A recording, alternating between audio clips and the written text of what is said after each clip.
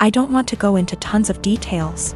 You need to know that for the last 7 years I have not been at home. And during this time my 2 brothers and sisters were still living there. While I was at home, our stepfather abused us mentally and physically. We lived in crappy houses that were covered in real garbage, including animal feces, absolutely everywhere. I haven't heard from my little sister since May. I'm pretty sure she was told to cut contact with all of us. We are her older siblings. My second sister, after my younger sister, is overweight and has spinal problems and has to diet and see a specialist she is not taken to. I told the social worker that I wanted to check on them because they were in a sorry state and because I'm not sure if there is still any physical or psychological abuse going on in the house. This genuinely worries me. I told them what happened to us, hitting walls, throwing things at us, swearing, belittling our character, etc. And told them repeatedly that I really just want to know what my younger brothers and sisters are not the same living conditions as they were. My husband supported me during the call and agreed that it was the right thing to do. All my siblings discussed this beforehand, except for my older sister, who moved out before things got bad, and the 2 who live in the house. We all agreed that this would at least let them know they were being watched and we weren't just disappointed in them, and maybe my mother and SD would keep the house clean nose, etc. CPS contacted my mother very quickly. Much faster than I expected. I mean within 3 hours.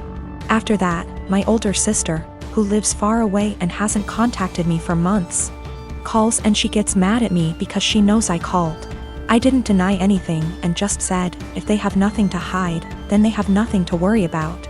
It will all be over pretty quickly, to which she replied, what if it doesn't? If they are taken away? I said, I hope it doesn't come to that, and if it does, it's not on me. I didn't harm them. I didn't leave animal excrement around the house. I asked, would you let your children live the way we lived? She didn't answer. I asked again and she said, no. I'd keep a decent house, but it's not your job to tell someone else how to parent. I said, okay.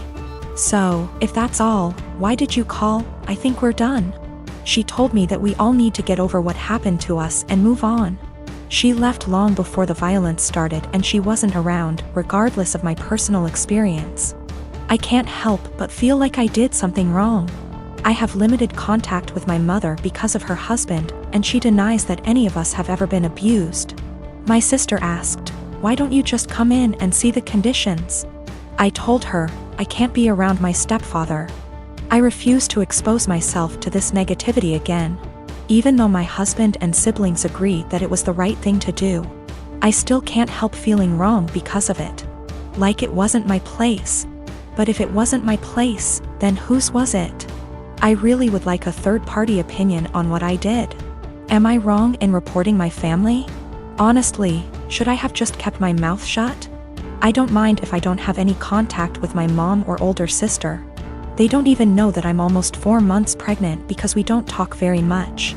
So the possibility that I'll never have a real relationship doesn't bother me. What worries me is that I don't know if I was right. I called my mother's CPS based on previous experiences of psychological and physical abuse by our stepfather. I have not heard anything from my younger brothers and sisters for a long time, because communication was interrupted. We lived in appalling conditions. There were animal feces, rubbish and mess everywhere. We were beaten, things were thrown at us, etc. I told the police that I was not sure if something was going on for sure because, again, no contact. But I wanted them to check on my siblings. Was I completely out of sorts?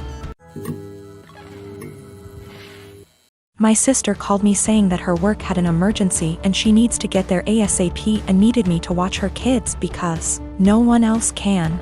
I rushed over there just to find her husband locked in his game room playing video games. I asked her why she called me over if he was home and she said he didn't want to babysit because it was his only day off. Sister left, and I started hanging with the kids. I was changing the baby's diaper and the other kids wanted a snack. I told them to go ask their dad to make them a snack since the baby had a blowout and it was going to take me a while to clean him up. Well, their dad sent them back upstairs and told them to ask me again. After cleaning the baby up, I made the kids a snack and their dad came out to eat and told me not to let the kids interrupt him on his day off. By the way, He works part-time from home, 6 days a week. I kind of snapped at him and told him it was my day off too and that he's a useless father and husband if his wife has to rely on her teenage sister rather than her own husband.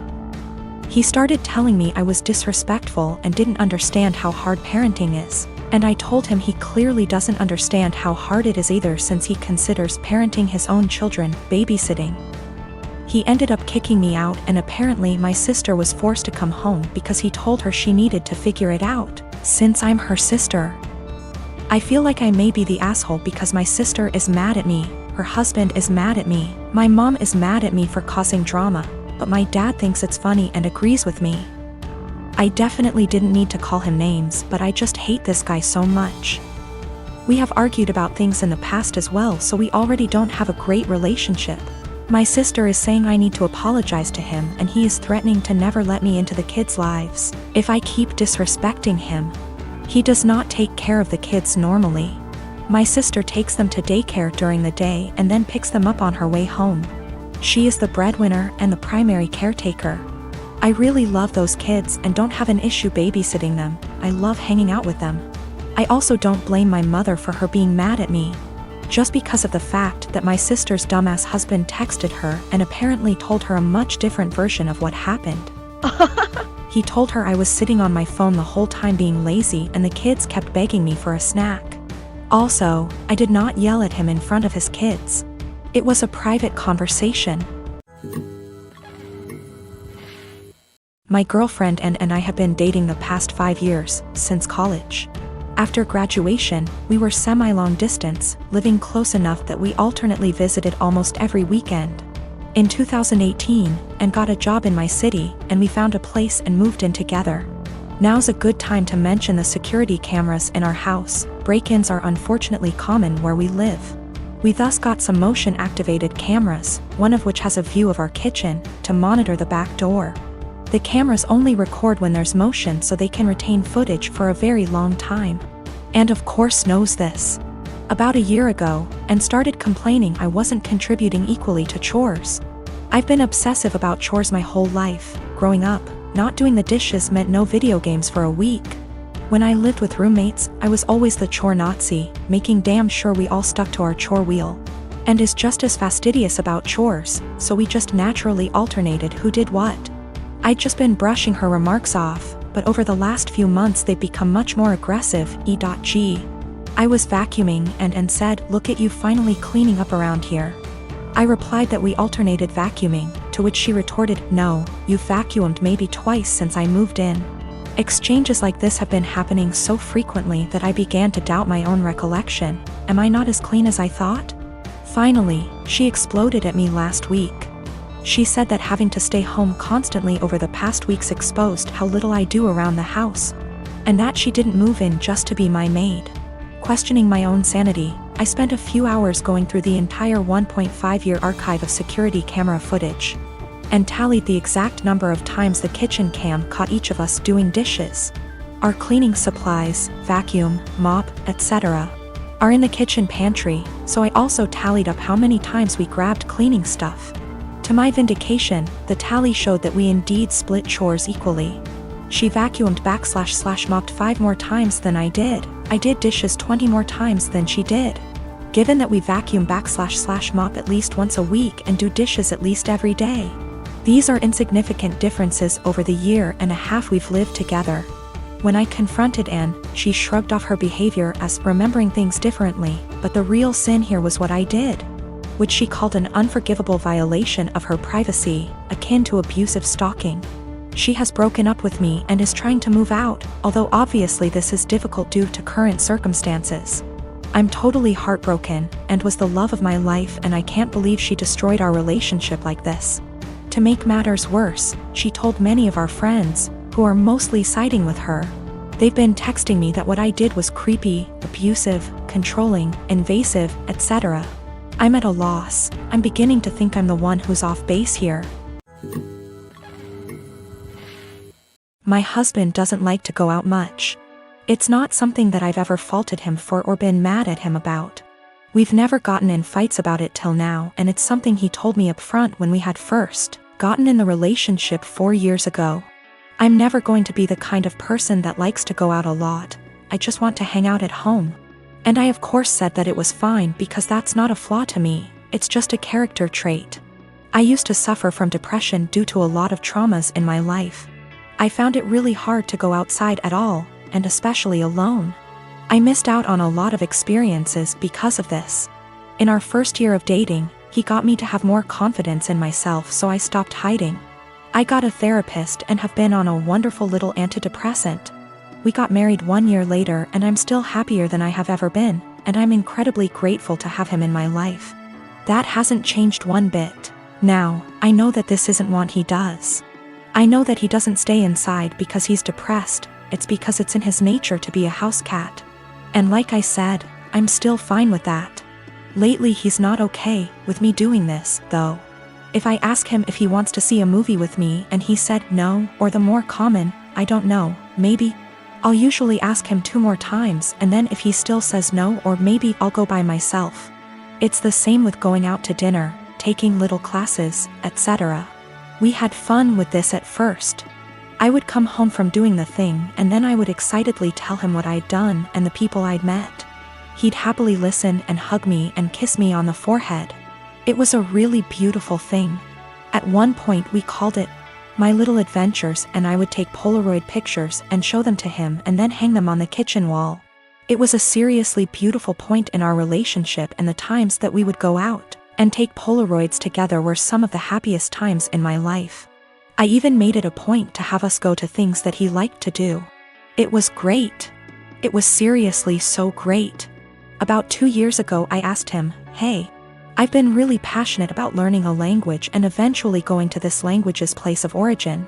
Do you want to study it with me and then go there too?" And he said no to the language, but maybe to going with me. Cut to now, and I'm pretty good at this language. I decided about 4 months ago that I am going to this place. I asked he would still like to come with me, and he said no and got kind of upset that I had learned this language without him. "You're the one that's going to know anything, there's really no point in me going."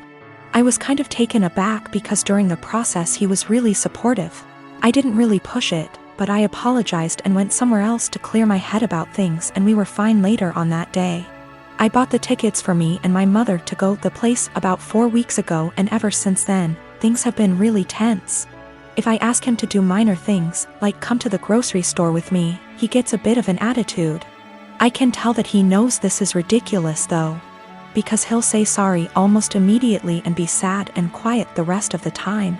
I've tried to talk to him about what's bothering him, but he keeps either saying that it's nothing and he doesn't want to talk about it, or will tell me not to press it and then get mad and leave. I don't know what to do at this point. Our relationship has been so great, but I can feel things being strained. I can feel him kind of slipping away. I don't know what to do. I thought about buying him a ticket to the place anyway and surprising him, because I really would love it if he could go with me, and I know for a fact it's somewhere he's always been interested in. But I also don't want to force him, because I hate forcing people to do things. However, I also don't want to stop having these experiences for myself just because he doesn't want to. I've never faulted him for wanting to be at home, so why is he faulting me for wanting to be outside? I don't know how to talk to him or what to say. If I have to stop doing things, then I guess I will. But I also feel bad for having to stop, but it's not worth getting a divorce over or having things escalate that bad. I just don't know what to do or where to go from here. We had a bit of a long talk. I'm kind of a mix of exhausted, drained, and excited now. He said he feels like he's drowning in my success. I said I would learn a language, and I did it. I said I would lose 180 pounds, and I did it earlier in our relationship and got the skin surgery. I have a pretty stress-free job, and it's getting to him.